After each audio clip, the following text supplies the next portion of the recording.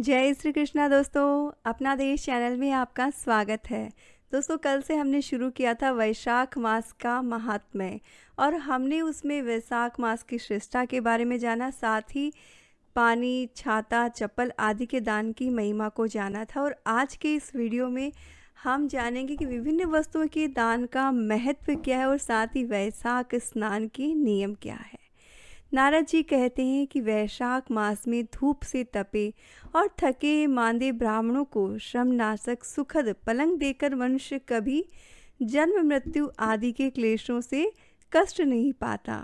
जो वैशाख मास में पहनने के लिए कपड़े बिछावन देता है, वह उसी जन्म में सब भोगों से संपन्न हो जाता है, समस्त पापों से रहित हो ब्रह्म निर्वाण यानी कि मोक्ष को प्राप्त होता है। जो तिनके की बनी हुई या अन्य खजूर आदि के पत्तों की बनी हुई चटाई का दान करता है, उसकी उस चटाई पर साक्षात भगवान विष्णु शयन करते हैं। चटाई देने वाला बैठने और बिछाने आदि में सब ओर से सुखी रहता है। जो सोने के लिए चटाई और कंबल आदि का दान करता है, उतने ही मात्र से वह मुक्त हो जाता है। निद्रा से दुख का नाश होता है, निद्रा से थकावट दूर होती है और वह निद्रा चटाई पर सोने वाले को सुखपूर्वक आ जाती है। धूप से कष्ट पाए हुए श्रेष्ठ ब्राह्मण को जो सूक्ष्मतर वस्त्र दान करता है, वह पूर्ण आयु और परलोक में उत्तम गति को पाता है। जो मनुष्य ब्राह्मण को फूल और रोली देता है, वह लौकिक भोगों का भोग करके मोक्ष को प्राप्त होता है। जो खस, कुश और जल से वासित चंदन देता है, वह सब भोगों में देवताओं की सहायता पाता है तथा उसके पाप और दुख की हानि होकर परम आनंद की प्राप्ति होती है। वैशाख के धर्म को जानने वाला जो पुरुष गोरोचन यानी कि चंदन और कस्तूरी का दान करता है, वह तीनों लोकों से मुक्त होकर परम शांति को प्राप्त होता है। जो विश्रामशाला बनवाकर प्याऊ सहित ब्राह्मण को दान करता है, वह लोकों का अधिपति होता है। जो सड़क के किनारे बगीचा, पोखर, कुआं, मंडप बनवाता है, वह धर्मात्मा है। उसे पुत्रों की क्या आवश्यकता है। उत्तम शास्त्र का श्रवण, तीर्थ यात्रा, सत्संग, जलदान, अन्नदान, पीपल का वृक्ष लगाना तथा पुत्र, इन 7 को विद्य पुरुष सनातन या संतान मानते हैं। जो वैशाख मास में तापनाशक तक्र दान करता है, वह इस पृथ्वी पर विद्वान और धनवान होता है। धूप के समय मट्ठे के समान कोई दान नहीं है, इसीलिए रास्ते के थके मांदे ब्राह्मण को मट्ठा देना चाहिए। जो वैशाख मास में धूप की शांति के लिए दही और खांड का दान करता है तथा विष्णु प्रिय वैशाख मास में जो सच चावल देता है, पूर्ण आयु और संपूर्ण यज्ञों का फल पाता है। जो पुरुष ब्राह्मण के लिए गोघृत अर्पण करता है, वह अश्वमेघ यज्ञ का फल पाकर विष्णु लोक में आनंद का अनुभव करता है। जो जिनके ताप की शांति के लिए सायंकाल में ब्राह्मण को ऊख यानी गन्ने का दान करता है, उसको अक्षय पुण्य प्राप्त होता है। जो वैशाख मास में शाम को ब्राह्मण के लिए फल और शरबत देता है, उससे उसके पितरों को निश्चय ही अमृत पान का अवसर मिलता है। जो वैशाख के महीने में पके हुए आम के फल के साथ शरबत देता है, उसके सारे पाप निश्चय ही नष्ट हो जाते हैं। जो वैशाख की अमावस्या को पितरों के उद्देश्य से कस्तूरी, कपूर, बेला या खस की सुगंध से वासित शरबत से भरा हुआ घड़ा दान करता है, वह 96 घड़ा दान करने का पुण्य पाता है।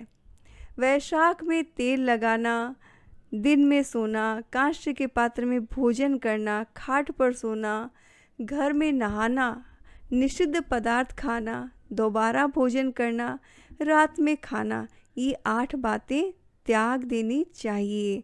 जो वैशाख में व्रत का पालन करने वाला पुरुष पद्म पत्ते में भोजन करता है, वह सब पापों से मुक्त हो विष्णु लोक को जाता है। जो विष्णु भक्त पुरुष वैशाख मास में नदी स्नान करता है, वह 3 जन्मों के पापों से निश्चय ही मुक्त हो जाता है। जो प्रातःकाल सूर्योदय के समय किसी समुद्रगामिनी नदी में वैशाख स्नान करता है, वह 7 जन्मों के पाप से तत्काल ही छूट जाता है।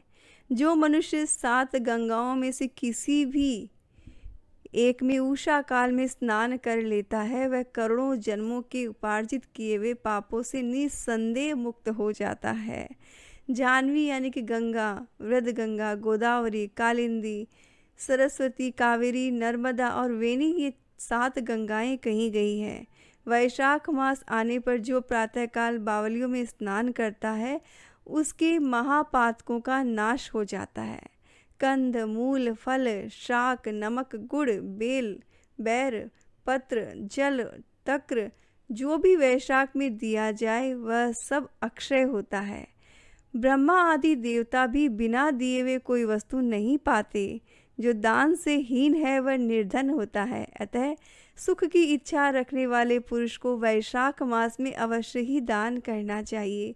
सूर्य देव के मेष राशि में स्थित होने पर भगवान विष्णु के उद्देश्य से अवश्य ही प्रातःकाल स्नान करके भगवान विष्णु की पूजा करनी चाहिए।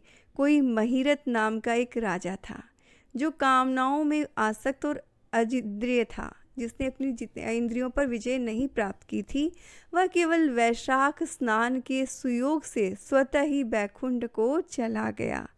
वैशाख मास के देवता भगवान मधुसूदन हैं, अतएव वह सफल मास है। वैशाख मास में भगवान की प्रार्थना का मंत्र इस प्रकार से है: हे मधुसूदन, हे देवेश्वर माधव, मैं मेष राशि में सूर्य के स्थित होने पर वैशाख मास में प्रातः स्नान करूँगा। आप इसे निर्विघ्न पूर्ण कीजिए। और उसके पश्चात जो है आपने अर्घ्य देना चाहिए। अर्घ्य देते समय बोलना है कि सूर्य के मेष राशि में स्थित रहते हुए वैशाख मास में प्रातः स्नान के नियम में संलग्न होकर मैं आपको अर्घ्य देता हूँ। हे मधुसूदन, आप इसे ग्रहण कीजिए। इस प्रकार अर्घ्य समर्पण करके स्नान करें। फिर वस्त्रों को पहनकर संध्या तर्पण आदि सब कर्मों को पूरा करके वैशाख मास में विकसित होने वाले पुष्पों से भगवान विष्णु की पूजा करें और उसके बाद वैशाख मास के महात्म्य को सूचित करने वाली भगवान विष्णु की कथा सुने। ऐसा करने से कोटि जन्मों के पापों से मुक्त होकर मनुष्य मोक्ष को प्राप्त होता है। ये शरीर अपने अधीन है, जल भी अपने अधीन ही है, साथ ही अपनी जीवा भी अपने वश में है। अतः इस स्वाधीन शरीर से स्वाधीन जल में स्नान करके स्वाधीन जीवा से हरि इन 2 अक्षरों का उच्चारण करें। जो वैशाख मास में तुलसी दल से भगवान विष्णु की पूजा करता है वह विष्णु की सायुज्य मुक्ति को पाता है।